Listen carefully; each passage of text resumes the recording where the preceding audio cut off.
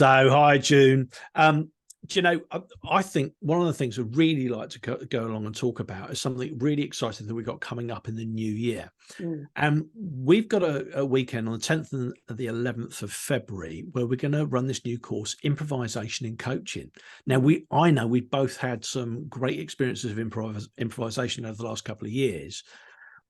What's it been doing for you? What's it been doing for you, June? Well, I as the same as you, Jeff, I absolutely love it. It's one of the greatest things I've done, most liberating. And how I use it within coaching, I've particularly been using it a lot with teams and groups. It's really good because what happens in improvisation, everything's spontaneous. So as a coach, if we can be more spontaneous instead of planning everything. Now, of course, we need to know what we're doing. Of course, we need to be planned in here, and we need a beginning, a middle, and an end. But when we're with our coachees, we need to be present with them. We need to be really listening, and a little bit more, even more than active listening. You really have to listen when you're improvising because you can't do anything without it. So it really hones those skills up.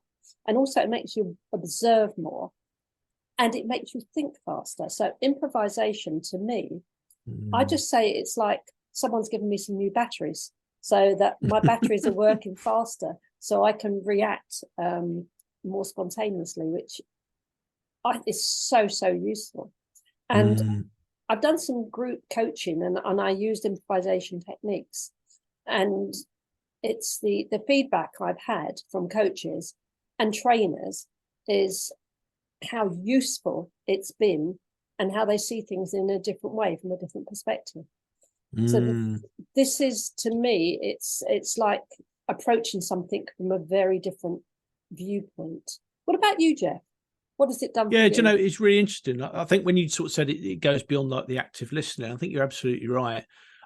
I know with everything we've learned, particularly with NLP as well, about, you know, joining someone in their map of the world, one of the dangers that certain people could to almost like maybe fall into, if there is such a thing, is that they just stick within their model. They stick within the model that they feel comfortable with coaching, you know, whether it's a group of people like you said before, or maybe an individual. And of course, the trouble is the coachee themselves is experiencing whatever they're experiencing. And I think what I've learned so far from learning improvisation, and improvisation as an art form, as a form of comedy, is that someone leads it. And in some respects, they lead it just like a coach actually leads it. They help set parameters. And of course, actually, then they join you in exactly what's going on there. And allowing that spontaneity is really, really important. And something that I know that we've spoken about in the past from my own experiences, and this is just going along and learning to do improvisation and then sometimes seek to perform it as well. It's a time where you're very, very mindful. You're very, very present about exactly what's going on. Time seems to go by exceptionally quickly. But the nearest thing that I can equate it to is, you know, almost when I was back at junior school, maybe primary school, when it was playtime and we got so totally involved in whatever the game may well have been. And of course, we know that we probably learn best through play. And sometimes thinking about that whole process of coaching, and actually it is just changing the way we think about things, sometimes by, of course, asking great questions. And of course, maybe also just creating the opportunity, the space, the environment within which other people can ask us questions or answer questions in a different way. So that playfulness is the thing that I find is useful. And, you know, I think like Einstein said, you know, you can't use the same thinking that created the problem to go along and solve it. And of course, the thing is, we're going, okay, let's see how we can dynamically change our thinking. Maybe we can do it through improvising with whatever we've got around us at the moment. Yeah, that's it. And I liked it when you mentioned NLP because we both love NLP and use that all the time. Absolutely. Best methodology that I'd learned in the past, and this fits in beautifully with it, because NLP for me is fun as well. It's about listening, it's about changing things. But I think the thing that I've noticed in improv, and I go to improvisation with Dingbats, so I belong to Dingbats, which is fabulous, run by Ed Pithgray.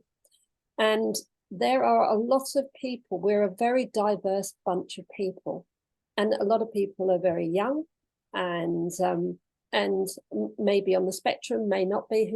It doesn't matter, but we're all completely level. There's nothing about, because I'm a little bit older, none of that matters. When we're there improvising, we are all the same.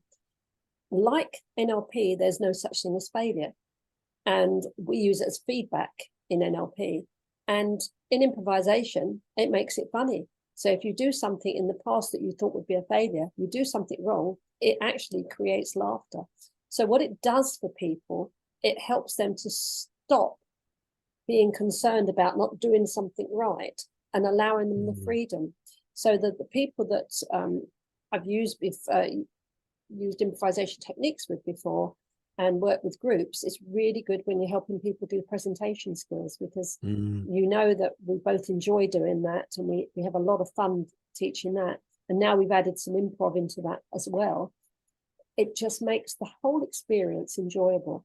Because somebody said to me only a week ago, nobody likes presenting. And I said, well, Jeff and I do. we love it. Yeah. So I just broke that pattern for them, and they said, well, you two do. And then I mentioned about another 50 names, and they said, yes. And then I said, it might be useful for you to just have a little play with some improvisation, so you can see that you can have fun, even if it doesn't go the way you want it to.